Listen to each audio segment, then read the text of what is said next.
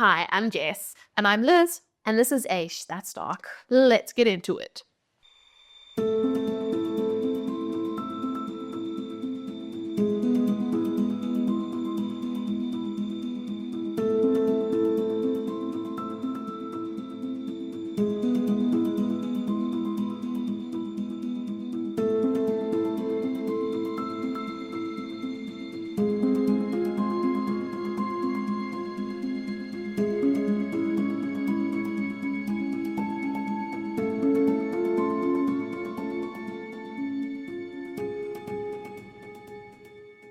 So, today we're talking about something different.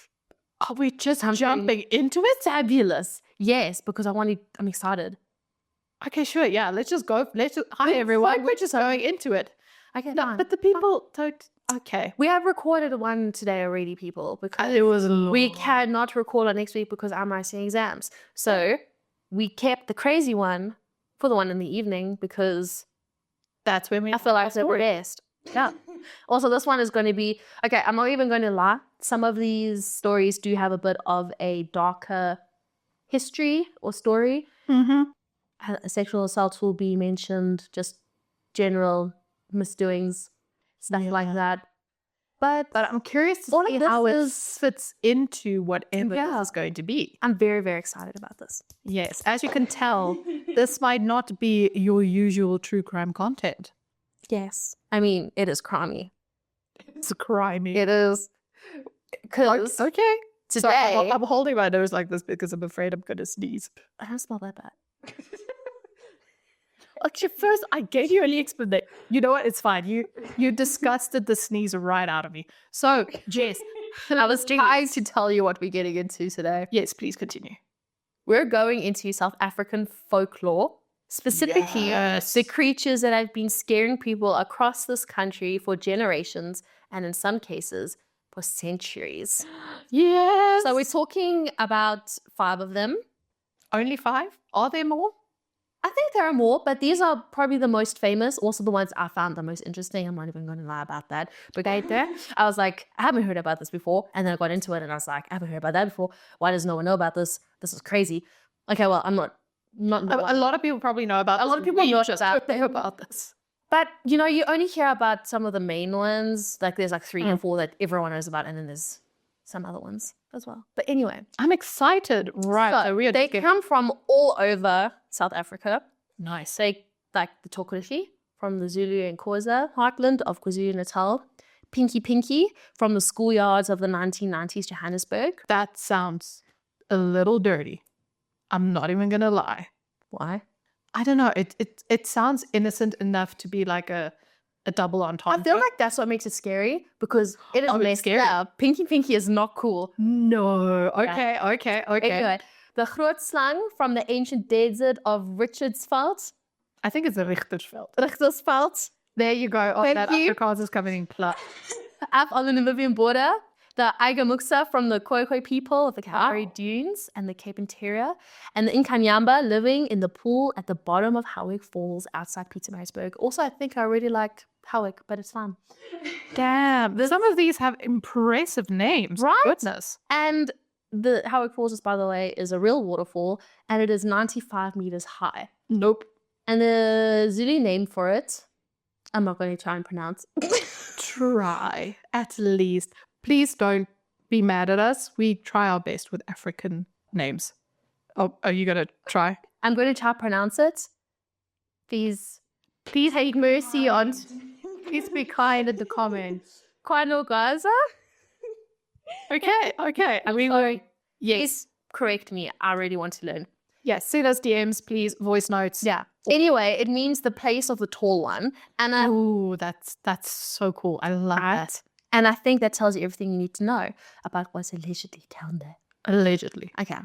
For each one, we're covering what it is, what it looks like, what it does, where it comes from, and the part I find most interesting, why each story was created and what it was actually doing for the community that made it. Because almost none of these creatures are just monsters for the sake of being monsters. Ooh. Right? That's amazing. I feel like I keep rubbing my hands because I'm like, this is so cool. Yeah. Jess, stop flying. Okay. So the first creature we're going to talk about is the Tokoloshe or the Tokoloshe, whatever. Oh, everyone knows the Tokoloshe. Right? So, what is it? Let's start with the one every South African knows. I feel like everyone's heard about this at some point in their life. I think it's international. Especially with Leon Schuster as well. Remember all the pranks he used to do? That is true. I don't know if he is problematic. I don't know.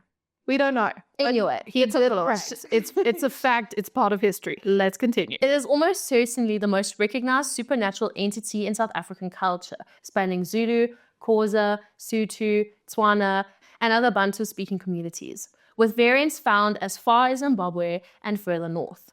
The word itself entered the Oxford English Dictionary by the mid-19th century. Damn. Right? Via multiple Southern Bantu languages simultaneously. That's amazing. Yeah, it's actually crazy. It's such a statement being like, this has entered this in multiple languages. So it's not one person's monster or story. It's a whole region. Oxford English Dictionary, the highest dictionary known to man. So at its core, the Tokoloshe is a small, malevolent creature conjured through witchcraft and directed at a victim by someone who wishes them harm. Essentially a weapon, a spiritual hitman. But it is also, in some traditions, a free-roaming spirit of mischief that can wander on its own, causing chaos wherever it goes. With these two versions sitting side by side in the folklore, and which one you encounter depending entirely on who's telling the story. Oh, interesting. So let's talk about what this spiritual hitman looks like. I like the word spiritual hitman. I don't know why, but I feel like it's like, you know what? That person was not nice to me today. So I'm gonna call upon the spiritual hitman to make them lose their marbles for a little while. That's kind of what it does. But anyway, okay. It's got what it looks like. The physical descriptions are remarkably consistent across communities and centuries, which is notable given that its tradition was entirely oral.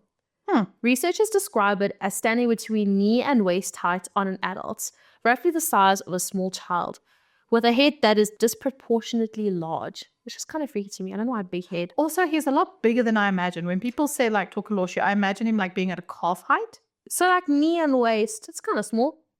It's small, but it's still a lot bigger than I had hoped. That starts a little bit of fear at me. I'm not going to lie. Yeah. A body covered in thick, dark, matted fur. Ooh. Long hair hanging over its face that partially obscures its eyes, which are described as bright and piercing when you do catch them. Arms that are long and thin, and legs that are short and stumpy with sharp teeth. Oh my, he's frightening. Right? I never heard of a consistent description in that sense. No. I just kind of assumed You just it as imagine like this little mischievous man. not a hairy, like scared himself. big heady. With long arms and short stumpy legs, like walking around almost like its hands are dragging on the that made me that's what I'm seeing. I just struck a fear in you. So 3 physical features come up virtually every account. It is almost always male and described as having disproportionately large genitals. My man. Which is very funny. You know what? I remember in high school, one of my best friends at the time, we were doing it was an English speech day. So you could prepare it on any topic. And he chose the Tokoloshe. And he did say this man had a very, very big appendage that he could literally sweep on top of its shoulder and wear it like a scarf. Okay. Well, this isn't a minor detail because it goes directly to the heart of what the Tokoloshe was culturally being used to describe, which we'll get to. It is a water creature with a deep association with rivers, pools, and streams, and it can become invisible. That is terrifying. So it can just do pretty much anything. That is very terrifying. When you said water and like pools and things, I immediately imagined the kappa from Japanese tradition. The things that look like turtles, but they have like a bald spot on their head, and then around it is a little bit of hair, and they pull people underwater. Ooh. Yeah. No, thank you. Okay, anyway. So what can the Tokoloshe do? I feel like I'm swapping between Tokoloshe and Tokoloshe, but it doesn't matter. So, invisibility is central to the Tokoloshe's power, achieved in most accounts by drinking water or in some versions by swallowing a special stone, which allows it to move through a room undetected, approach a sleeping person without warning, and act on them without being seen. At its most harmless, and it does have a harmless register, it soils milk, steals food, knocks things over, and terrorizes children with scratches and scares. But that's not that's not harmless. It's like, oh yes, soils milk, steals food, and then scratches children. Excuse me? Harmless. But it escalates. No. Because in more serious accounts, it sits on a sleeping person's chest until they cannot breathe. And it assaults women sexually. It causes illness with no medical explanation. And according to some traditions, it can kill. Okay, that went from 0 to 100 real quickly. You're telling me it can turn into like a sleep paralysis demon? Oh my gosh. I didn't think of it that way, but yes. That is okay, first of all, I'm scared of the Tokoloshe all of a sudden. I am now. I never used to be, but now I am. I used to think whoever believed in this thing was, okay, it's folklore. I understand by your feel parents. around it now. Now I'm like, I am legitimately terrified. Okay. I'm getting chilled. So children are particularly vulnerable, with accounts of them waking up with unexplained scratches and bruises attributed to the Tokoloshe. And one of the most prolific Zulu sangomas describe it as a creature that, quote unquote, makes people misbehave and harm others, makes milk stale, and causes bad accidents. It's like he gave it a very messed up compliment sandwich. He was like, it makes people misbehave and harm others, so that's the one slice of bread. Makes milk go stale, that's the nice little cheese slice in the middle, pun intended. And then cause bad accidents, other piece of sandwich. It's just a stale sandwich overall. Oh, anyway, no. He cites earlier accounts that called it, quote, a hairy, wicked dwarf who lives in deep pools or in the reeds, steals milk, and is very fond of women. Yeah, that's not. I hate the very fond of woman part. Yeah, what did do you not have mean? to add that. Why? Just you mean? I got it chill. Okay. Oh. How it is created and who sends it, which is scary because someone is supposed to send this thing to you. No, please don't. Please don't. Okay. In the most common tradition, the Tokoloshe is created by an umtagati, a practitioner of dark witchcraft, through a ritual involving a human corpse with a hot poker thrust into the crown of the dead body to animate it. No! In some versions, it must be fed with a soul as payment, which is why people believe that commissioning a Tokoloshe against an enemy often came at a cost to the person who ordered it.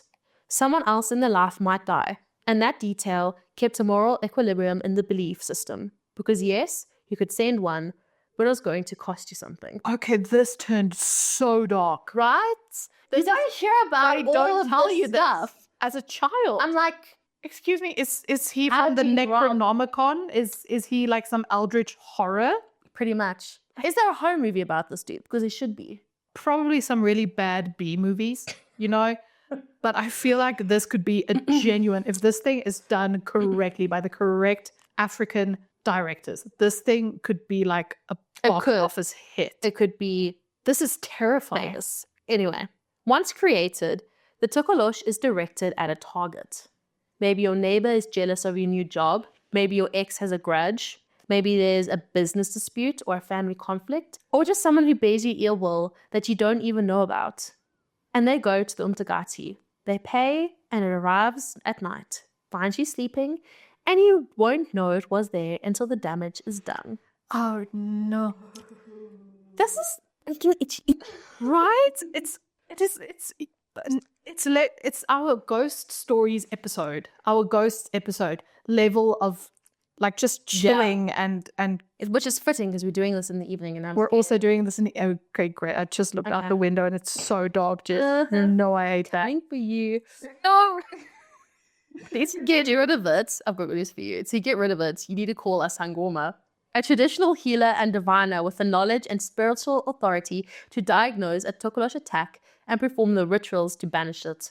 Functioning as a counterweight to the umtagati is a cosmological dynamic that is fundamental to Zulu and Xhosa spiritual thought. The idea that illness and misfortune do not happen randomly, they are caused, and they can be reversed. Oh my gosh. Okay, first of all, I just had this very strange image in my head of a sangoma. You said he has to diagnose. So I was like, how do you diagnose an invisible imagine you man? just go to like a very, very formal sangoma who has a doctor's office. Formal sangoma. Sorry, this is really wacky picture. I don't think he office. No, but he has a legitimate office, and you go in and you're like, so this and this is happening to me, and he's like, well, your Has your milk been souring recently? how's the milk in your house? You know, Is it okay? do you have any children? Any weird scratches? You know? Like a very, very like messed up episode of Supernatural. And this man's like, you know what? I think you might have been given a case of the Tokoloshe. And we need to immediately get you help. It's crazy because it's like you want to laugh, but it's I want so to laugh, but scary. It's so scary. This is terrifying. Okay. Wow. So I don't know if, well, everyone in South Africa has heard of this, but to any of our international listeners, there is the thought that if you put your bed on bricks, you're safe. So let's talk about the real reason that putting your bed on bricks works. That's a very big tongue twister. Also, allegedly. The most famous protective measure against the Tokoloshe is also the most visible. Raise your bed off the floor by putting bricks under each leg, because the Tokoloshe is too small to climb onto an elevated bed and cannot reach you if you sleep high enough. This practice was widespread across townships and domestic workers' rooms in Johannesburg's northern suburbs and rural KwaZulu-Natal, and for generations, beds on bricks were a common household sight. And if you ask why, you got the same answer. But there is actually a scientific layer to this that is generally remarkable and something that I only recently found out. And I'm like, damn. Tell me, I'm curious. So traditionally, many rural South African families slept on grass mats on the floor arranged around a central wood fire for warmth on cold nights. And carbon monoxide, which is an odorless, colorless, produced by incomplete combustion, is heavier than air and sinks, meaning that in a poorly ventilated hut with a fire burning inside it, it would pool at floor level, killing healthy people in their sleep with no visible cause, sometimes entire families. The Tokoloshe gave a name to those deaths, and the remedy, sleep higher off the floor, would unknowingly have actually worked. Not because the Tokoloshe can't climb, but because elevated sleepers were breathing above the layer of toxic gas. That is insane. Crazy, right? That the science behind it and everything? Like this, yeah, the actual science behind it. That is remarkable, because I do remember growing up and whenever you visit a friend's house, you would see, because there was always a dedicated area for a domestic worker. Like they were part of the house, they had their own bathroom, their own room. And then, you know, sometimes you would go play with them and you would see into their room and their bed would be on bricks. And then you'd be like, but why? And they would always say the Tokoloshe. And now it makes so much sense, but also specifically because of the huts they would sleep in and because of the carbon monoxide. That is absolutely insane. That is, I don't know, it feels like that is justified. What's also crazy, I'm not going to get into the different cases. Oh, there's cases. The Tokoloshe has been submitted as a formal defense in South Africa in cases. What? Which is crazy. That is. That is actually, that is incredible. I'm not even going to say insane. That is incredible. Something you can't really just like prove. You can't disprove it. And also, just based on the evidence you gave me now, if South Africa had like jury serving courts, which we don't, I would be swayed to believe that it was indeed this little goblin thing. This little hairy man. This little hairy man. This little well-endowed hairy man. You know, I'm just not going to say it. Yeah. Okay, so why the story exists and what it is really about. That was a Tokoloshe. Sorry, you're probably not going to hear that in the edit, but it was a bang. It was a bang. Right. Okay. Please. There are at least 3 distinct explanations for the Tokoloshe, and none of them are mutually exclusive. The first is the environmental one, the carbon monoxide theory, where the folk remedy happened to be scientifically valid. The second is social. In communities where illness, misfortune, and conflict were daily realities, the Tokoloshe gave people a framework for understanding why bad things happened. An anthropologist, Harriet Ngubane, in her foundational 1977 work, Body and Mind in Zulu Medicine, noted that Zulu spiritual thought holds that misfortune is caused, not random, and that having a named cause, even a supernatural one, is psychologically far less destabilizing than having no cause at all. Because you can act against a Tokoloshe in a way you simply cannot act against random misfortune. That is brilliant. Yeah. That is a very, very, very excellent observation. Yeah, and it's also very understandable. Like, if you can explain why something is happening, it makes so much more sense. If you can personify it, then you have something to blame. The third explanation is one that requires the most care. Jennifer, I'm going to get Liz to say her surname. Badstebner. Hopefully that's correct. Writing in the academic journal ARAS in 2008 in a paper titled Rape and the Tokoloshe. Sexual violence and fear in a South African township documented how the Tokoloshe's specific characteristics, its sexual aggression, its nocturnal invisibility, its tendency to attack sleeping women and children, made it a cultural proxy for real sexual violence in communities with no formal reporting structures, where naming an actual perpetrator was dangerous or likely to be disbelieved. Oh my gosh, that is dark. Wow. A child who had been abused by a family member or a woman assaulted by someone the community would protect could say the Tokoloshe did it and be understood, seek help from a Sangoma and have their experience acknowledged. And the myth was not erasing the violence, but in many cases, it was the only available vocabulary for it. Wow. That's so heartbreaking. That is the word. It is heartbreaking. Why they did it. It's so heartbreaking that they couldn't just call a person out, but at least they had a... I feel like in the community it probably was they said it and then people will understand, you know. Yes, like we know fellow women as well would be like, did this. You can't say what happened, but we understand your experience and we're here for you. We're going to try. Here's a living way to talk about it, you know. Wow. So the Tokoloshe is still very present in South African life with anti-Tokoloshe products, protective salts, herbal remedies, charms sold at Muti markets in every major city. Baits still raised on bricks in homes across the country, and in 2018, the Daily Sun, one of South Africa's highest circulation newspapers, ran a feature asking readers for their favorite Tokoloshe stories and was flooded with responses. It has been adapted into films, including the 2018 South African horror film, The Tokoloshe, and it continues to appear in music, art, and social commentary. This creature is very much alive, and it is still doing things. Oh my goodness. Okay, you know what? I'm slightly less terrified. Yeah, but still. And also, I am on this thing where I try to watch a new. It sounds so dumb, but please bear with me. Try to watch a new horror film every night. That is dumb. Why are you doing it in the night? That's scary. Because that's the only time I have time. I know, but it's scary. Just do it on the weekend and the day. No, because then I watch all the other. So I do it regardless, whenever, whatever time. But I think I'm going to try and find this and watch it. Yeah, it answers that question. A movie was made. A movie was made. But now I can tell you, does the production do it justice? And also, just for any people who don't know, Muti markets, Muti is... medicine. Yeah, a traditional African medicine. Yeah, we call it Muti, or that's... Yes. Well, that's how it was explained to me growing up. I don't know if I got that term completely wrong. If we did, please enlighten us. But okay, so let's talk about creature 2, Pinky Pinky. And I am nervous about this one because as much as the name sounds innocent, it actually has a very dark history and a sad one, and that makes it even more creepy, in my opinion. But you can tell me what you think. It sounds, when you said innocent, I imagine it as a game that children play.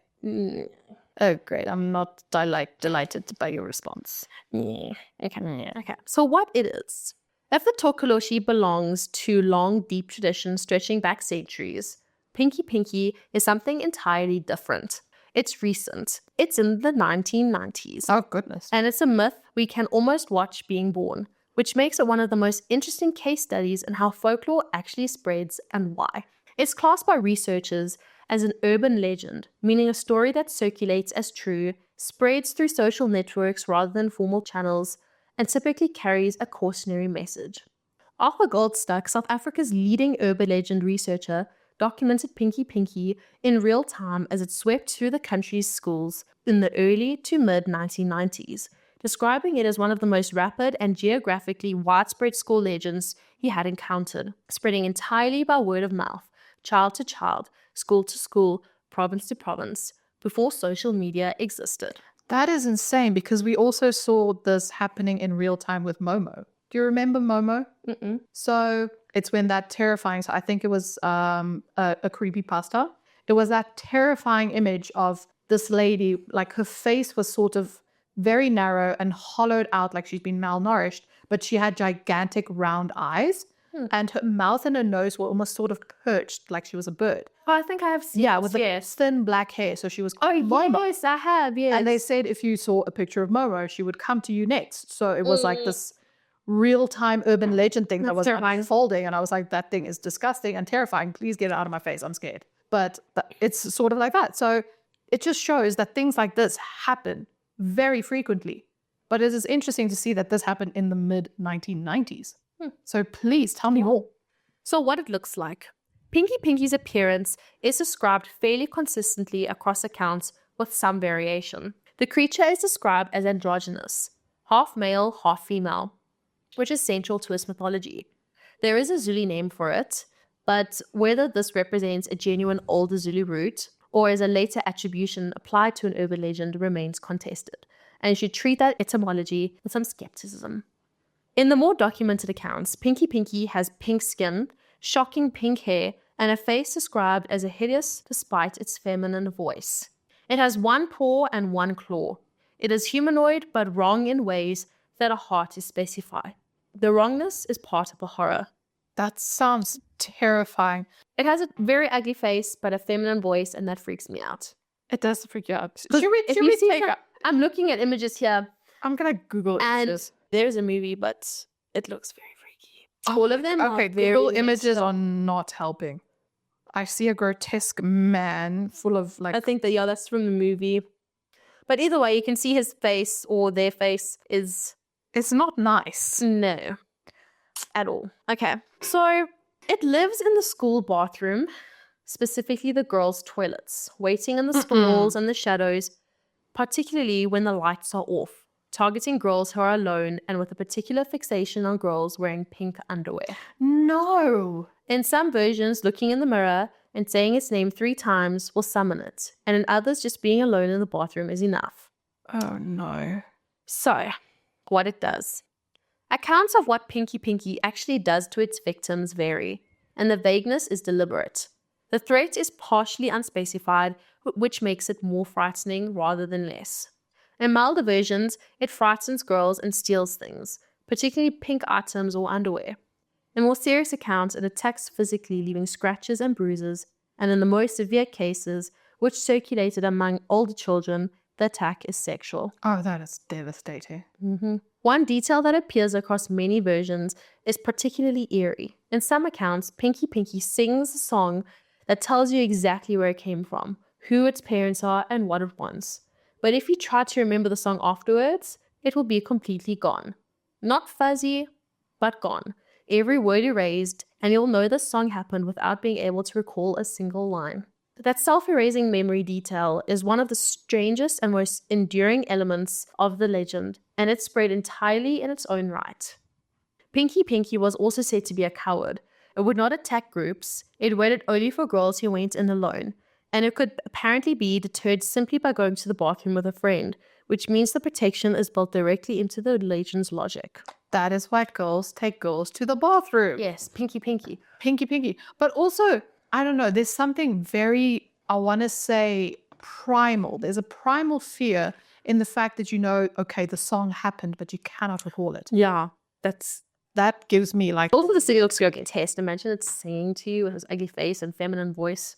and you're just there watching this horror unfold and you can do absolutely The fact that these are nothing. all South African stories and making me scared of something. Yeah, it's like either some very messed up individual spread this or it's just a cultural thing that just went out of control, but it's terrifying nonetheless. Yeah. So where it came from and how it spread. The honest answer on origin is we don't know for certain. What we have is a credible hypothesis documented by multiple researchers. Pinky Pinky is believed to have originated in girls' schools in Johannesburg. Some accounts specify the Soweto area in the early 1990s. One account, documented by South African photographer Tapelo Motsumi during research for an art project on the legend, came from his late grandmother, who told him there was a period when girls were going missing specifically connected to school toilets, and that the story was created to stop girls from going to isolated spaces alone. I mean, they could have done something else to prevent that. Why create this terrifying story? Because if you tell a child not to do something, then they're going to want to do it. But I'm not saying you should do this, but... Oh, absolutely not. I'm going to, if I have children one day, if I'm so lucky, I'm going to be, they won't know Pinky is No, a thing. I never knew Pinky was a thing until later on in my life. This is the first time we're hearing of it. Yeah. I also think it's because you're Afrikaans and...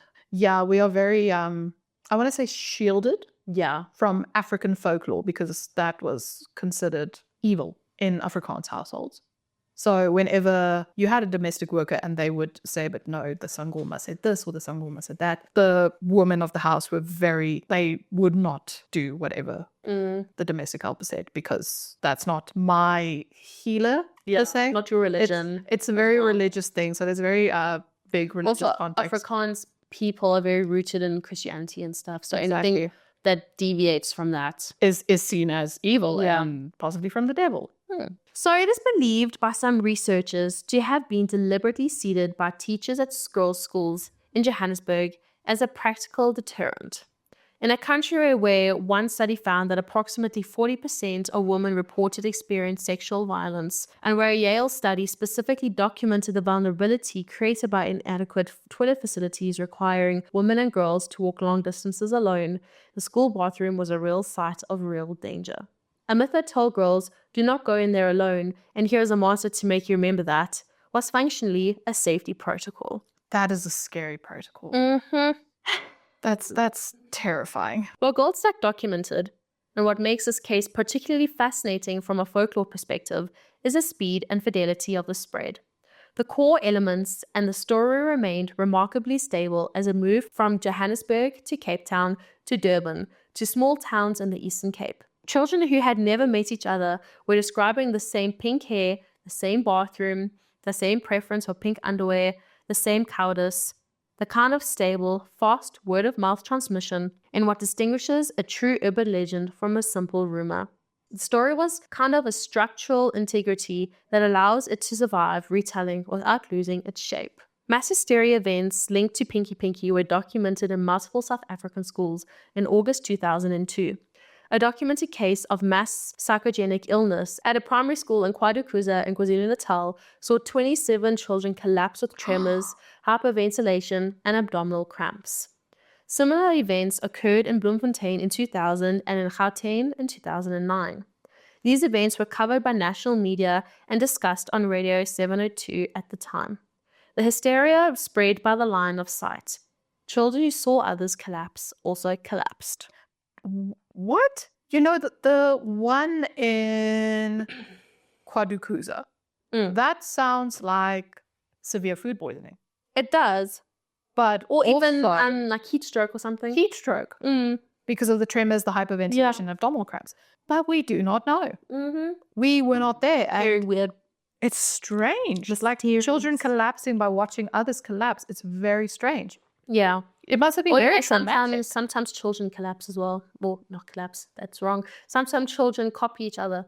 That is true. I'm not saying they all were faking. No, saying maybe it freaked them out so much that just happened to them unknowingly. But sometimes they could also be like, that looks fun. You're like, oh, my friend did it. I'm going to do it too. Yeah.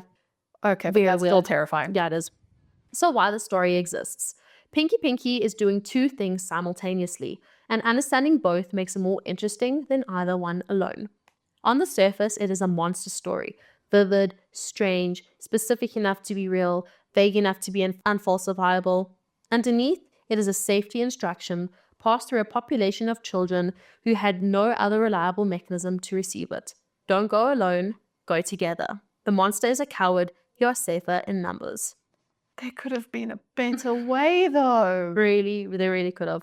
And in a country where sexual violence against girls in isolated spaces was a documented reality, where telling a teacher might result in nothing, where naming a real threat required a real name and a real perpetrator and a system willing to act on it, a story about a monster in the bathroom was sometimes the most effective communication available.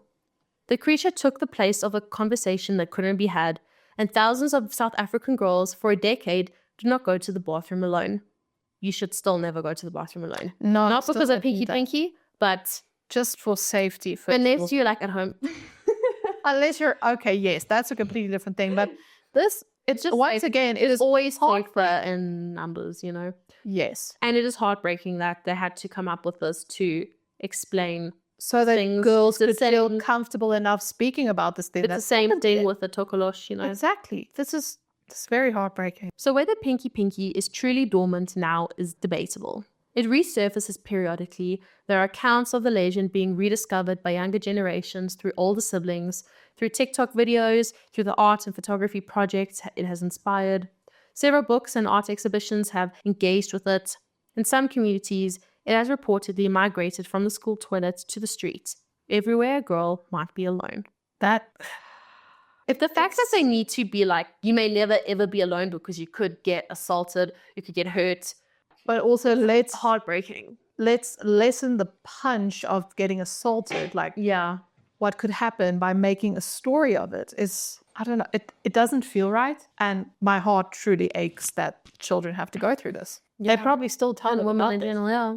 I don't know. I'm It's glad that I didn't grow up having to say this. same. We are very, very fortunate enough, to have grown up where it was relatively safe. But gosh, that they have to it's like they created this little safety network out of a ghost story. Yeah. And that is more telling than it should be about Mm-hmm. the injustice and the current safety in South Africa for children and women. That day was years ago, but I'm sure it's still I very think they'll relevant. Still do it. Grandparents will still tell their children about it. Yeah. So Gosh. let's talk about the next creature. Is it less creepy and less assaulty? Let's find out. It's a Grootslang. Fun fact. While I was living in Korea, Huion, which is a type of drawing tablet and drawing software, they had a competition to win one of the latest Huion tablets, which is literally the one, I would say, like a Wacom tablet that you can actually see your progress on. It has a little dial and pencil and everything. Cool. And so they were like, you have to talk about some folklore or a myth from your country. And I chose Grootslang.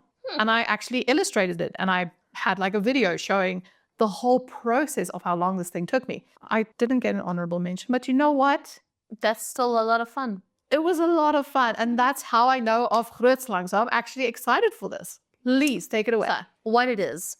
From the schoolyards of Johannesburg, we're going to the desert. Yes. The far northwest of South Africa, where the land is baked ochre and rust, where the Orange River cuts through the rock older than most of human history, where the distances are vast and the silence is a kind that makes you feel very small. This is the Richtersveld. Richtersveld. Thank you. And this is where the Grootslang lives. Yes. Oh, it's such an apocalyptic setting. I love it. The Grootslang, Afrikaans and Dutch for great snake or big snake. Yeah. It is a primordial creature from the oral traditions of the Khoikhoi, Nama, and San peoples of the Richtersveld. thank you, and surrounding regions. It is one of the oldest documented cryptids in South African folklore, with the first recorded European accounts dating to around the mid-1800s. Though the Khoikhoi and Nama communities have been telling the story long before any written record exists. Oh, this is some Indiana Jones type stuff, right? Just it's so old, and they've been retelling the story for years and for centuries. Yeah, you're very excited about it. I just love when something has so much like force behind it. So, what it looks like. The Grootslang is not simply a very large snake. The creation myth is essential to understanding what it is. According to the oldest version of the legend, rooted in Khoikhoi cosmological tradition, it is the earliest days of creation, when the gods were still learning how to make things. They created the Grootslang. They gave it the strength of an elephant and the cunning and ferocity of a serpent. The resulting creature was so powerful, so dangerously intelligent that even the gods were alarmed. They had made a mistake. So they tried to correct it. They split the Grootslang into its component parts, creating the first elephants and the first snakes. But one escaped. One Grootslang evaded the gods, fled into the earth, burrowed into the rock of the Richtersveld, and disappeared into a deep cave. It has been there ever since, breeding. with what though? Don't ask me. It's a cryptid. Okay, yeah, you know what? This is part of the history, but I'm like, it's breeding. It's the only of its kind. So, you get other animals that do that too. You know what? Yeah, now I'm thinking like, yeah, snakes lay eggs. do they get fertilized? Now the real dumb part of me is coming out because it's those things you don't think of. There must be. They're not, what's it called? Mammals. Snakes. Snakes. That's not what I was going to say. You know when an animal has both genders and they can reproduce themselves? Oh, They're not that. I don't know what that word I is. can't remember it Okay, either. sorry, people, Anyway. very late.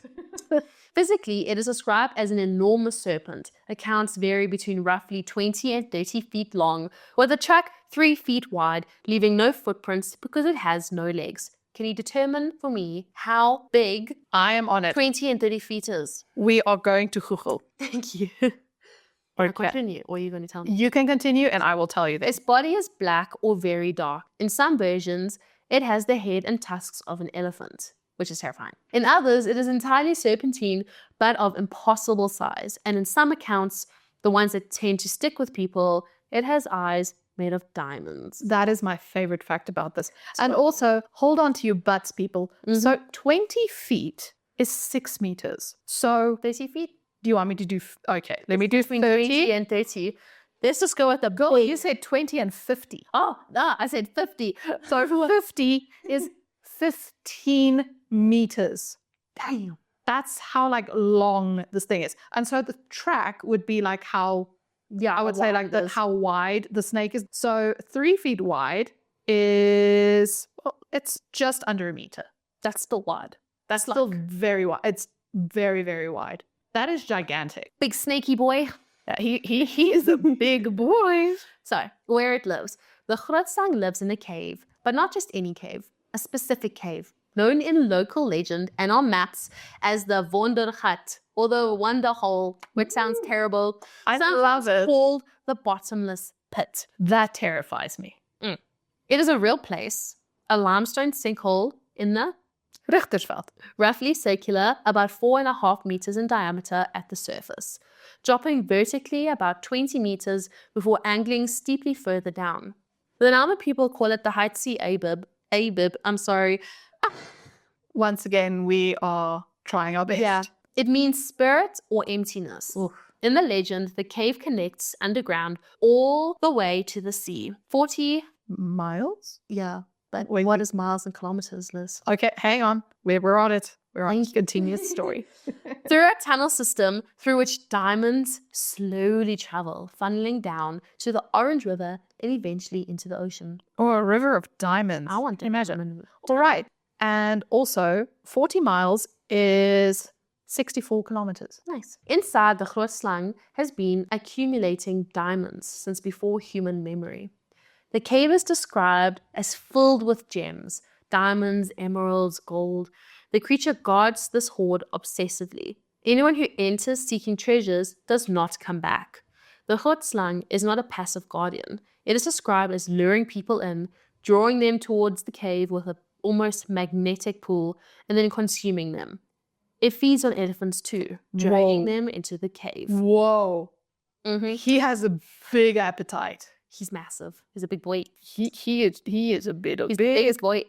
the biggest boy. The landscape around the cave was described by early accounts as littered with elephant bones. Oh, that reminds me of the Lion King. Yes. In Scar's domain. Yes. Also reminds me that I didn't include that in my artwork and now I'm upset. Maybe you would have won. Maybe it was the elephant bones. They knew. Yes. Gosh. Okay. So what it does and the bargain. Despite its murderous reputation, the Grootslang has one notable exception built into its legend. It can be bargained with. Oh. The creature has an all-consuming obsession with gems. Like Smaug from The Hobbit. Yes, like a dragon.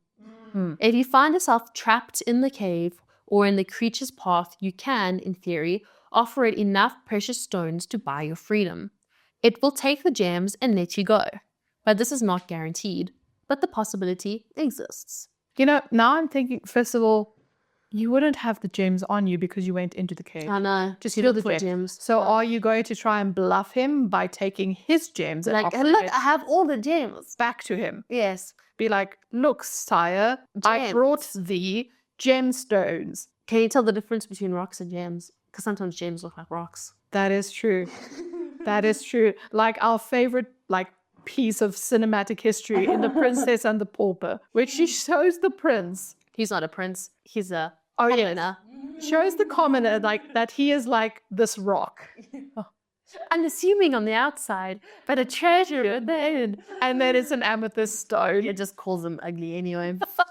Where was I? According to one account, the only person ever verified to have entered the cave and returned was a prospector, recorded only as Travis in the surviving accounts. Why did his name have to be Travis? Of course it was a Travis, come on. Yeah. Who used a cable winch to descend to a ledge inside and come back up without going further. He did not say what he saw. He saw nothing. You said that so quickly. See, Travis. Yes. He saw nothing. Or maybe he lied. Or maybe he was too stunned to speak. Yes, he was too stunned to speak. At night, the Grootslang is said to emerge from the cave and move along the Orange River, hunting. So can I go into the cave when he's hunting and steal his gems? Oh, loophole. Okay, unless it takes him forever to get out of that hole. Imagine. And as soon as his tail leaves, the head comes back. But it's about 15 meters, so it should be fine. He's not like that is a kilometer or two. That's fine. Yes. Okay. So its track, 3 feet wide, no footprints, has been reported along riverbanks in the area for well over a century. Cattle disappear. Elephants historically were found missing in the region. The Nama guides who knew the area would not take outsiders near the Wondergat and still tend not to. You know, now that they said they don't take people there and they won't take people there, I'm like, I want to go there. Yeah, maybe they just don't take people there because they're like, there's diamonds there and we want them, so no. Or they do the thing that's reasonable and say, it's a gigantic bottomless pit. You will die. Don't go there. And since when has it ever stopped someone looking for diamonds and gold? You're right.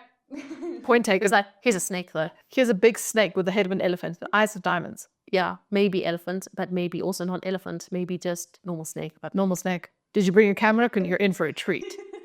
Also, here's his track next to the river. And she has a normal python. Also, there's the river that you... Wait, do we flood about constrictors in South Africa or pythons? You're asking a very, very nature question to a very unnature I think it's boa constrictors because I think pythons are from the Amazon. That makes sense. But anyway, we've got really big, squishy snakes. So not squishy in the sense that they're cuddly. Yeah, squishy as in they squish you. Squishy, yeah, like as in they will wriggle around you and squish you to death. That was my stomach. To apologize. You're not going to hear that on the recording, thank goodness, but that was a very odd timing. So let's talk about why the story of the Grootslang exists. I feel like saying the Grootslang is very satisfying. And you say it one day. Thank you. The Grootslang is a story about several things at once, and the layers have accumulated over centuries. At its oldest core, it is an indigenous cosmological story, explaining why the world contains both elephants and snakes, and what happens to power that is made without wisdom. I love that. That's quite... It makes me think of an eldritch horror, and that makes me even more excited. It made me think of like The Lord of the Rings or something. See, it made me think of Cthulhu. Power without wisdom. That is a very Lord of the Rings thing. The creature is a mistake. It exists because the gods overreached, and it is still out there in the earth precisely because mistakes don't disappear when you try to fix them. One always escapes. Oh my gosh, that just filled me with some sort of dread. Your mistakes never disappear. One of my mistakes is out there. I feel like a lot of my mistakes are out there. Anyway, for the Khoikhoi and Nama communities of the Richtersveld, the story also encoded a very practical message. Don't go into the desert alone. That is just stupid. You don't go into the desert alone. Yeah, you die. Don't venture into the caves. You'll also die. You'll also die. The landscape is genuinely dangerous. The heat, the distances, the wildlife, the lack of water, and a legend about a 40-foot serpent that will devour the greedy and solitary was an effective deterrent. Yeah, I would say so. But also just deterred. Yeah, if people like don't go to the desert, you know, it's very hot. There's no water. It is you can get like unexplained storms. Also, there's like a 40-foot snake, and they're like, "What? Say the last part." And they're like, storms. That's 44 snake. It's like something to just gloss over, but that, yeah, it did the trick. The layer that gives the Grootslang its deepest resonance is the diamond layer. And here, the timing matters. The first major diamond discoveries in South Africa along the Orange River was made in 1867. Within years, a landscape that had been home to indigenous communities for millennia was being torn apart by colonial extraction. The Kimberley Rush brought thousands of outsiders who believed the land and everything in it was theirs for the taking. The Khoikhoi and Nama communities were dispossessed, their labor extracted, the knowledge of the land ignored. A story about a creature that guards diamonds in the earth destroys the greedy and punishes those who take without understanding. Didn't need to be rewritten for that context. It had always been that story. The colonists just made it more legible. It's always the colonists, isn't it? Those damn colonists. Colonization Just ruin everything. everything. And we're sorry we do come from colonizers. But we do admit our faults. It's a very, very, I want to say like a good story of like, yes, greed destroys. Look what happened. To Kimberley especially. Yeah. The Vornachat sinkhole still exists. You can visit the Richtersveld. Guides still do not take people to the cave. The diamonds are still there, in the ground, in the legend, and the Grootslang is still waiting in the dark below. I want to go, Jess. You want to see the snaky snake? Yes. And I want to see a ginormous snake. That'd be so cool. that would be amazing. I want to see a gigantic snake and possibly take home some diamonds, but I want to see the giant snake. You see one. But you know what? I was going to say, but why take only one? And then I was like, greed. Yes. There's a story of dollars. I was immediately stopped in my tracks. So you know what? I am ready for the next one. Creature 4. The Aigamuxa. That sounds, I want to say Mexican, and that's why I love it so much. It sounds very mythical. It does. So, who the Khoikhoi were and why this matters. So before we get to the creature itself, we need to spend a moment on the people who created this story, because the Aigamuxa cannot be understood without them, and they are a community whose history has been consistently underrepresented in the telling of South African mythology. The Khoikhoi, meaning real people or men of men, were semi-nomadic pastoralists who had inhabited southern Africa for thousands of years before European contact. They kept large herds of cattle and sheep, moved seasonally across the land, and had complex social, spiritual, and storytelling traditions. They were the first indigenous people of southern Africa to come face to face with Dutch settlers when Jan van Riebeeck arrived at the Cape in 1652. What happened next was catastrophic. Within decades of Dutch arrival, the Khoikhoi were dispossessed of their grazing lands, stripped of their cattle, the entire foundation of their pastoral economy, and subject to warfare, enslavement, and forced labor. By the late 1600s, Khoikhoi people in the Cape were being branded, whipped, and subjugated. The pastures replaced by expanding settler farms. Disease, particularly smallpox epidemics in 1713 and 1755, decimated communities that had no immunity. By the early 1800s, the Khoikhoi, as a distinct community with functional traditional structures, had been largely destroyed in the Cape. That is terrifying and horrific. So sad. Some fled inland. Some were absorbed into what would become the Cape Colored community. Many passed away. Gosh. The oral traditions, including the Aigamuxa stories, were recorded not by Khoikhoi scholars, but by European ethnographers and missionaries working in the late 1800s and early 1900s, often through interpreters, in the context where the communities being documented had already been profoundly disrupted. The most significant collection of Aigamuxa accounts was made by German researcher Leonard Schulze-Jenner, compiled in his work Aus Namandland und Kalahari. What we have is fragments of something larger, the surviving edge of a tradition that was being actively destroyed as it was being written down.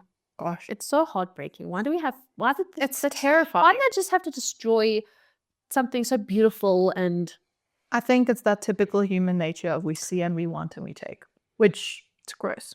yeah, now we can recognize as a horrible human pattern, but it had to be done so many times over and over in history for people to finally recognize that is wrong. Okay, well, let's be aware about that terrible part of the story. And tell Let's me talk about terrifying what it creature. is. Yes, please. This thing is actually very scary. Really? So, the Aigamuxa is a humanoid, man-eating creature from the oral tradition of the Khoikhoi people.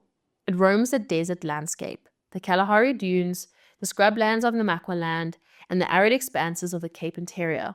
It is described as enormous. Accounts suggest roughly 9 feet tall, perhaps larger, and powerful. It hunts humans. In Khoikhoi tradition, it regards people roughly the way we regard zebras, as prey, something to chase down and eat. There is no negotiation with an Aigamuxa, there is no bargain, no sangoma to call, no ritual to perform. If it catches you, that is the end of the story. That is terrifying. Right? That Like is a polar bear. Polar bears hunt people, okay, but I don't think this thing is as cute or as endangered. but it will kill you and eat you. That is true. Mm-hmm. That is. It is nocturnal. It hunts after dark. What? I'm sorry. While you're reading this, I googled it, and it's terrifying. I don't know. How long is 9 feet? 9 feet is. Give me 1 minute. I just saw your face. You're like, oh. I was like, what is? Yeah, because I saw something dashing towards me. 9 feet is just under 2.8 meters. Oh my gosh, this thing is almost 3 meters. That's terrifying. That makes the photos even worse. Gosh. We'll share it to everyone. Yeah, don't worry. Yeah. It is nocturnal. It hunts after dark or lurks behind dunes, waiting for lone travelers to pass within reach. It is fast and is almost entirely solitary in the mythology, appearing usually as a single creature encountered in a specific place, rather than as a species with a broader social structure. The stories about the Aigamuxa are almost always survival stories, how someone encountered one and got away. Rather than what the creature was doing when no humans were around, we see it only through the perspective of its prey. Gosh. Let's talk about what it looks like. The Aigamuxa is described as humanoid in form. 2 legs, 2 arms, and upright posture, but wrong in specific and deeply unsettling ways. It is very tall, it is thin with long arms. What's up with long arms? Yeah, what's up with that? Some accounts describe it as ape-like, with a loping, powerful gait. Its teeth are the most consistently described feature, elongated, razor-sharp, built for tearing through flesh, not for grounding, not for anything other than ripping. And then there is the detail that makes Aigamuxa genuinely singular in the world mythology. It has no eyes on its face. Its eyes are on the soles of its feet. What? On the instep, the sole, sometimes the heel. Accounts vary slightly on the exact placement, but the core fact is consistent. To see, the Aigamuxa must stop moving and either stand on its hands, crouch and lift a foot in the air, or lie down on its back in the sand and raise its feet to look around. It is called, in some traditions, the upside-down people. I'm sorry, I know this. First of all, the images are terrifying of this thing. But hearing this and having the mind that I have, I just see a very clumsy thing with eyes. How bad it's not, though? Because it doesn't need its eyes to find you. No. Anyway, this is a terrifying creature on paper. 9 feet tall, built for killing, fast, nocturnal, hunting in the dark. And yet, it has the single profound built-in vulnerability. When it is running, it cannot see. It chases by sound and smell. The moment it needs to locate you precisely, it has to stop, and the moment it stops, you can move.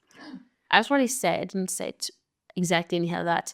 It doesn't need its eyes to find you, locate you. It picks up on like vibrations and stuff and sand, and can locate exactly where you are. But it's just in like the final moments where it's about to like grab you and to see exactly where you are, and then but it'll probably be tracking you for a while before.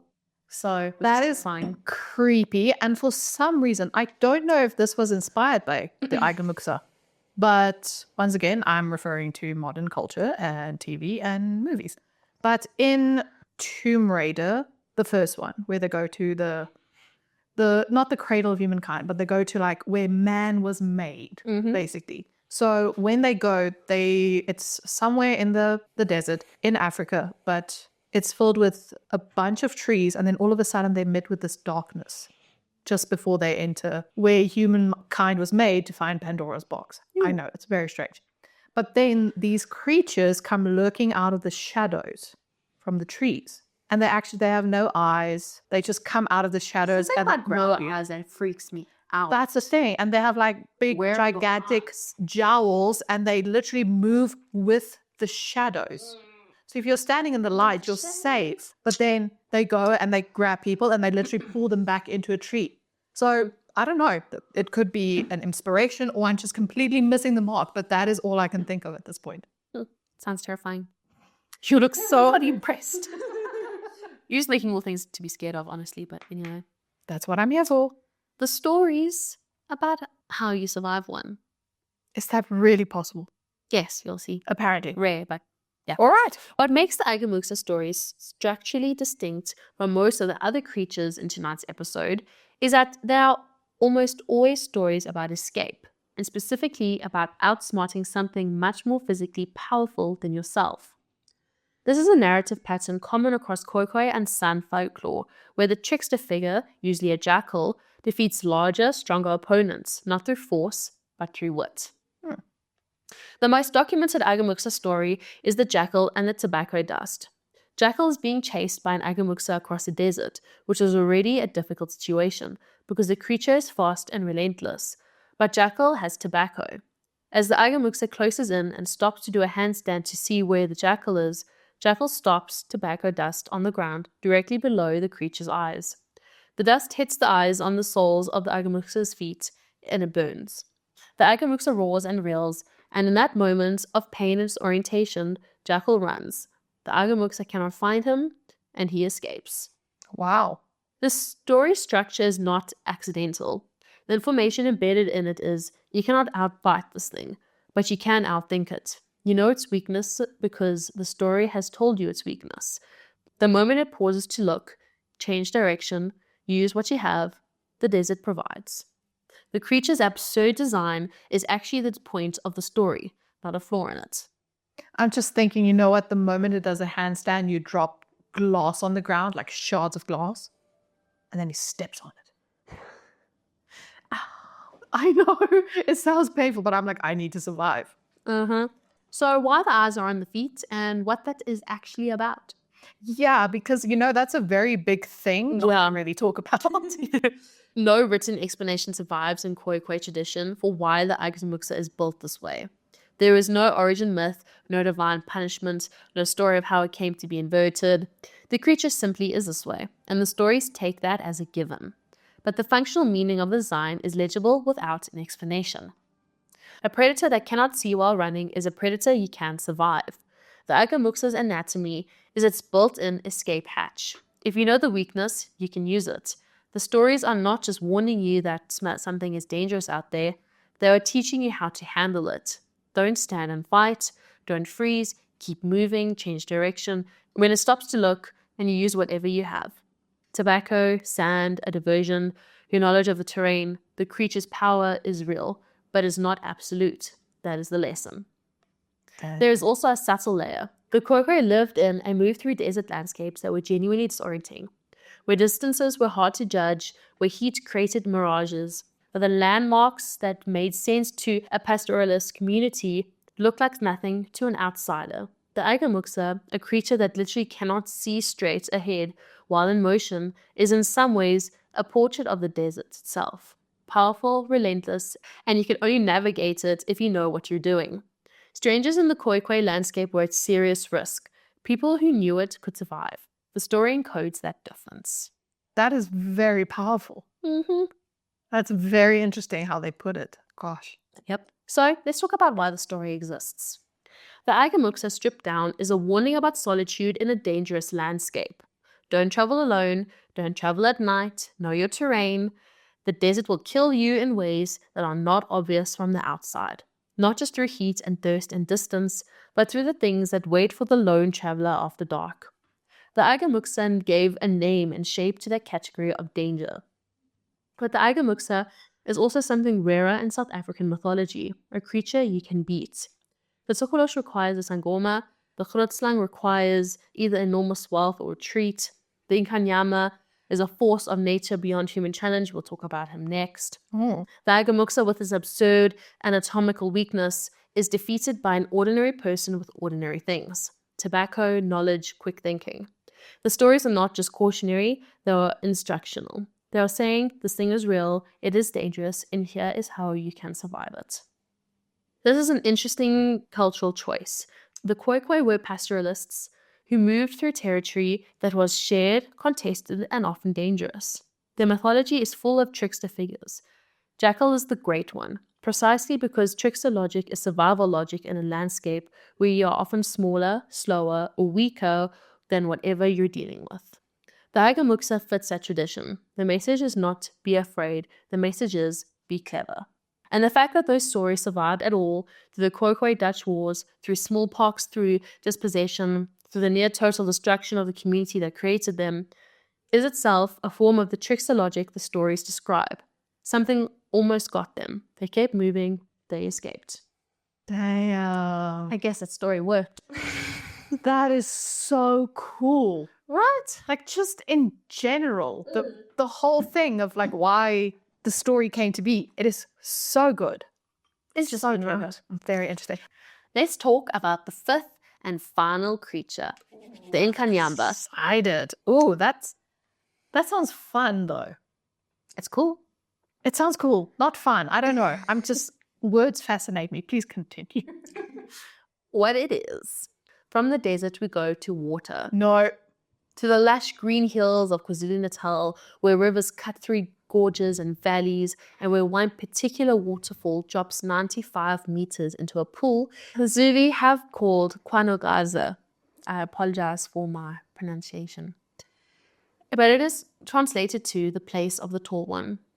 For as long as anyone can remember, this is Howick Falls, outside Pietermaritzburg, and in the bottom of the pool of these falls lives the Inkanyamba. Also, I feel like I talk about Howick a lot. That place seems to be full of interesting stuff. That is true. We spoke about we spoke about it. and that in my last episode. Huh. Is Howick on a ley line? I feel like we did speak about ley lines at one point. But it's supposedly lines, let's say magnetic lines that go throughout the earth in different directions. So sometimes they cross, sometimes like they all intersect, but it is where, let's say, the most strange things happen, like gravity shifts a little bit or time slows down or a lot of things. I would tell you to go read about them because they're quite interesting, but I don't know if it's like a genuine scientific thing. So yeah, so maybe, yeah, Howick is a ley line territory, possibly. According to us. According to us. Okay, the Inkanyamba is a water serpent, but one very different from the Grootslang. Where the Grootslang is a creature of the earth, of caves, of accumulated greed and ancient geological darkness, the Inkanyamba belongs to moving water, to rivers, to waterfalls, to the storms that come off the KwaZulu-Natal coast in summer, violent and fast, shaking the land before they pass. The Inkanyamba is not just associated with these storms. According to Zulu and Xhosa tradition, the Inkanyamba causes them. Oh my God. Okay, first of all, that was a very, very poetic paragraph you just said there. Right. That was beautifully said. Where it said to the rivers, to the waterfalls, and it said to the windows, to the walls. Anyway. That did not, like, I was just so jolted, but now I cannot unsee it, so thank you. But also, to think that it's a creature like a serpent that causes storms, I am fascinated. So let's talk about what it looks like then. Yes, please. The Inkanyamba is typically described as a massive serpent, 20 feet or more. Though accounts vary, with a very specific and consistent set of features that distinguish it from a simple giant snake. Its head is horse-like, with a flowing mane. Some accounts describe it as more zebra-like, and others give it multiple heads, but the equine quality is the most common and most consistent element. It's kind of giving what's Loch Ness Monster. No, what's that Irish creature? Loch Ness Monster. No. It's not the Irish, The Scottish, I guess. I think Loch Ness, yeah, that's Scottish. Yes. So Irish, let's see, Irish water horse. That is the Loch Ness Monster. No, it is not. The water horse and the Loch Ness Monster are one and the same thing. No, I'm telling you it isn't. Okay, so I don't even know how to pronounce this. So a Celtic water horse or the Aigamuxa. I don't know. A fearsome shape-shifting spirit. So they live in the oceans, sea lochs, and deep freshwater lakes. They often appear as a beautiful tame horse, but traps anyone who mounts it. The water horse and Loch Ness Monster are fundamentally the same legendary creature deeply rooted in Scottish folklore. No. The term water horse is a traditional folklore name, while Loch Ness Monster is a modern pop culture name popularized in the 1930s. No. Yes. No. There's literally a movie called The Water Horse about the Loch Ness Monster. But are we looking at the same images though? Let's see. Look at it. Oh, I don't think that's... Oh, you're literally talking about a water horse. Yes, so it's literally like A horse made out of water. Yes, that comes out of the water. You see, and when you try to water horse is also a term for the Loch Ness monster. So okay, we don't know if we're going to include this, but anyway, yeah. So we were thinking of two completely different things. It's a little bit like the Loch Ness monster, but with kelpie. They're called kelpie. Okay, thank you. They're very different. Okay, yes. But the water horse kind of looks like this, but this has a snake body, not dinosaur flappy arms. Why you had to say dinosaur flappy arms? Because I'm imagining like a gigantic dinosaur with the sweetest little arms. I know what you mean. Okay. It has bladed fins along its back, emphasizing its aquatic nature. Its scales are described as iridescent, reflecting light like water surface. It is enormous, it is fast, and in some traditions, it has wings, which is how it takes to the sky during storm season. That sounds beautiful and terrifying, and I want one. You want one? Yes. Have you watched The Water Horse, by the way? No. It's a great movie. You should really watch it. First, I didn't even know that was a movie. Really, it's a great movie? It's a really good movie. Was it like an A-list blockbuster, or was it like a B movie? I don't know. It's just a fabulous movie. It's about a kid that finds the egg of the Loch Ness monster. Okay, I might watch it. It's got a very famous actress in it, but now I can't place her name. That's perfectly fine. Anyway, we digress. It is generally described as a solitary creature, not something that is created or directed by humans, and not something that can be bargained with or banished by Sangoma in the ordinary way. The Inkanyamba is a force of nature rather than a spiritual weapon. It exists independently of human conflict. It does not need a reason to be feared. It simply is. Wow. What it is. The Inkanyamba's behavior follows a seasonal pattern that is central to its mythology. During winter months, it lives in the deep pool beneath Howick Falls, quiet, powerful, present. But in summer, during storm season, it ascends. According to Xhosa belief, the Inkanyamba takes the sky once a year in the form of a giant tornado in order to find its mate.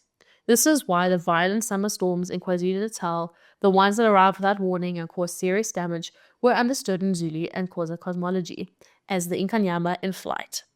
The tornado is the creature. The destruction the storm leaves behind is the evidence of its passage. It's so sad. It's looking for its partner. You can actually find some videos on like YouTube or something that shows quote unquote tornadoes that people are like, oh, it's Inkanyamba who's Oh, that's cool. That's so cool, but also now I feel sad for it. So looking directly at the Inkanyamba is said to cause death. And I'm terrified. Not metaphorical death, but immediate death, the way some mythologies hold that looking directly at the divine will destroy a mortal. Wow. The creature does not need to attack you, seeing it is enough.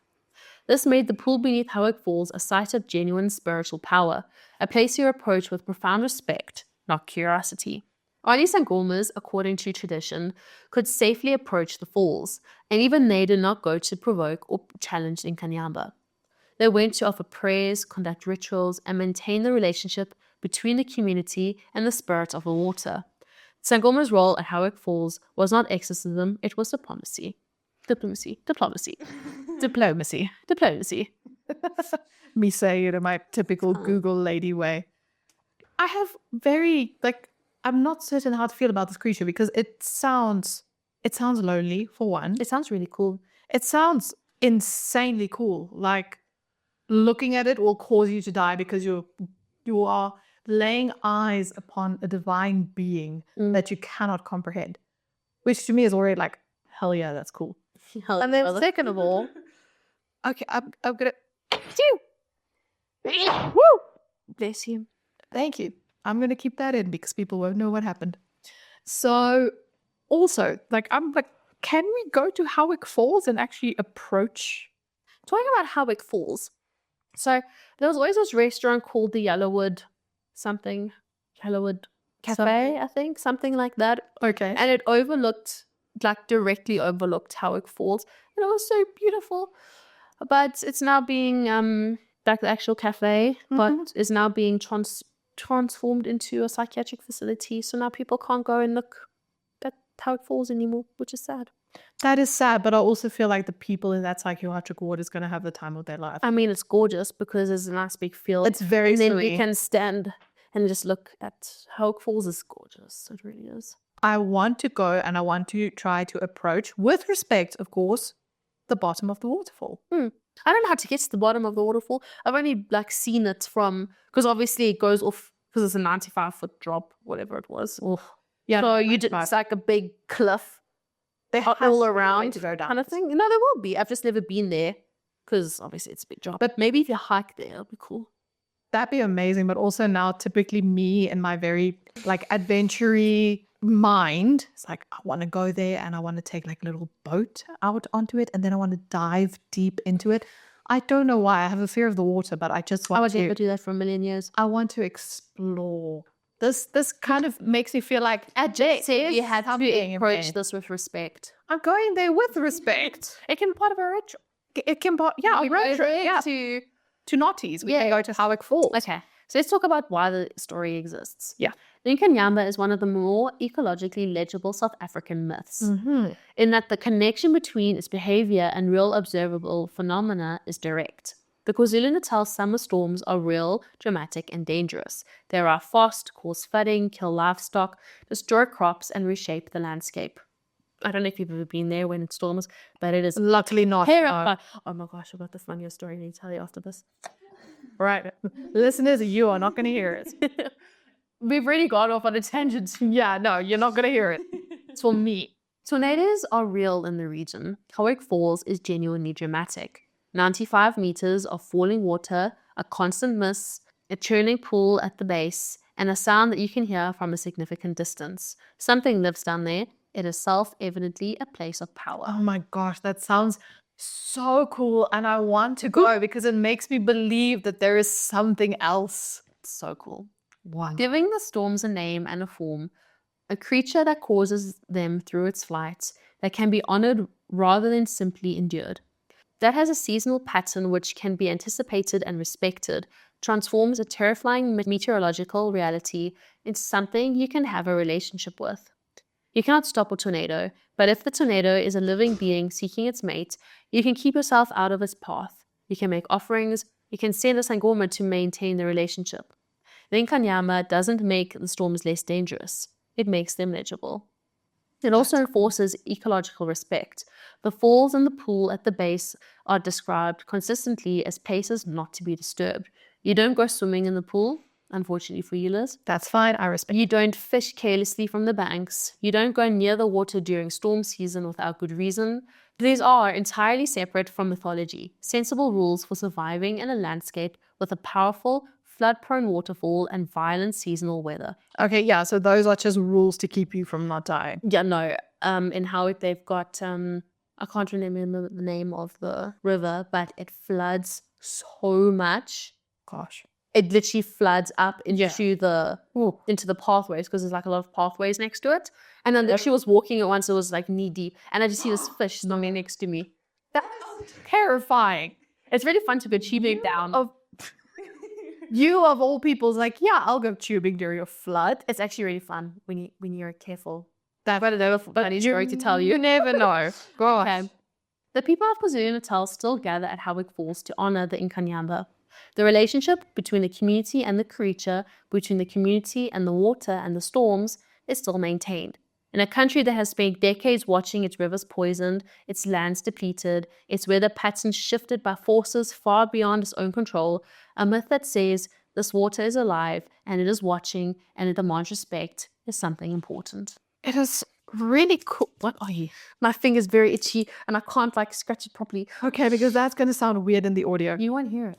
I beg to differ. I'll let you know tomorrow.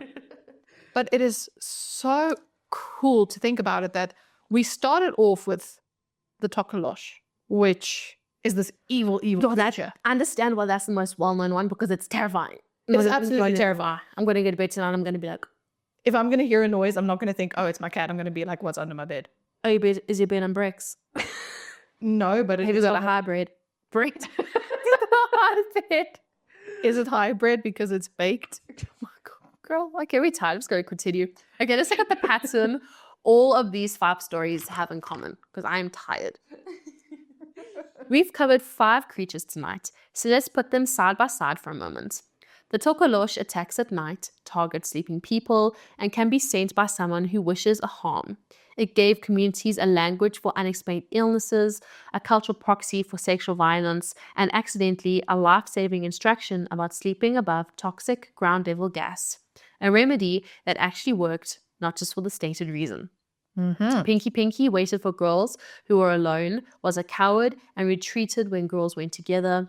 It spread from child to child across a country where bathroom spaces were genuinely sites of danger, and the story survival instruction was embedded directly in the legend's logic in a way that probably made it the most effective protective communication system available to primary school girls in 1990s South Africa. It's still the most tragic one. It really is. The Grootslang punished the greedy and the solitary. Sitting on diamonds in the earth of a landscape that colonial forces were tearing apart for extraction, warning you not to venture too deep, not to take too much, not to go alone. Also, he's telling you not to be greedy, but he's greedy anyway. It's the blind leading the blind. The Aigamuxa hunted lone travelers in the dark, in a landscape that killed people who didn't know it, but it came with a built-in weakness and a survival manual embedded in the legend itself. The creature that cannot see while running is a creature you can escape if you keep your head. So the story was not just a warning, but a lesson in how to survive anything more powerful than you. Don't fight it, think around it. And the Inkanyamba was not the cause of the storm, but the storm itself, which gave a seasonal, deadly, uncontrollable mythological reality a form you could honor rather than simply endure, and established the falls as a place of power that demanded respect, not exploitation, which is a relationship that the people of KwaZulu-Natal are still maintaining today. The pattern, once you see it, is hard to unsee, because every single one of these creatures is enforcing a behavior that genuinely kept people safer in the community that created it. Don't sleep on the floor, don't go to isolated places alone, don't take from the land more than you need, don't travel the desert at night without knowing its rules, don't go near the sacred water without respect. And none of those are arbitrary rules. There are survival instructions dressed in the only format that has ever reliably survived retelling across generations, which is a monster story. That is beautiful. Yeah. And it's so, like, all of these stories, like, it's literally a tale of caution. It's teaching you something. Yeah, like even the Inkanyamba, it's not just don't go to the sacred waters, don't go to the water when it's literally kind of Like flooded. during peak season, Yeah. like, respect nature and be wary. So the monster format is not arbitrary either, because you can argue with a list of rules, you can decide you know better than your parents or your grandparents or your whole community, but a monster follows you. A monster waits in the bathroom, a monster is sitting on the diamonds in the dark. You don't negotiate with a monster, you just don't go alone. Wow. That was a creepy way to end this. Oh my goodness. So what did you think? It was good, right? I loved it. I loved it so much. Like, I had no idea of all of these creatures. And it just goes to show, like, how creative South Africans are. Right? We How are such creative incredible our people. indigenous people are. That's amazing. Thank you for this. I love it so much.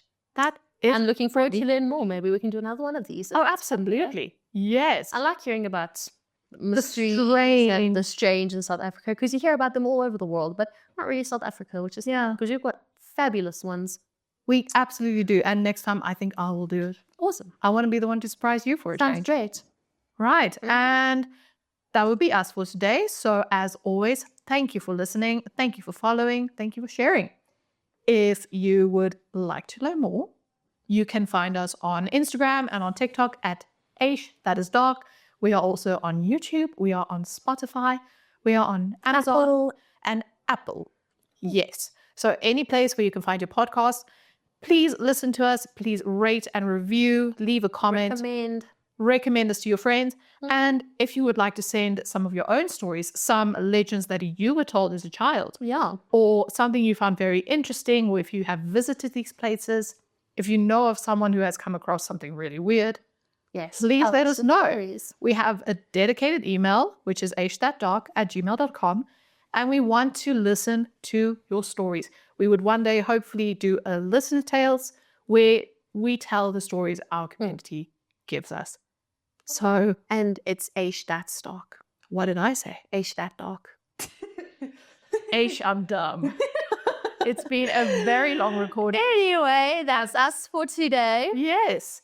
Stay safe and stay skeptical. And maybe don't wear pink underwear to school, sleep on a low bed, go into the Richtersveld alone, or wander the Kalahari after dark. But maybe do go visit Howick Falls, because 95 meters of waterfall with a monster at the bottom is honestly just a great day out.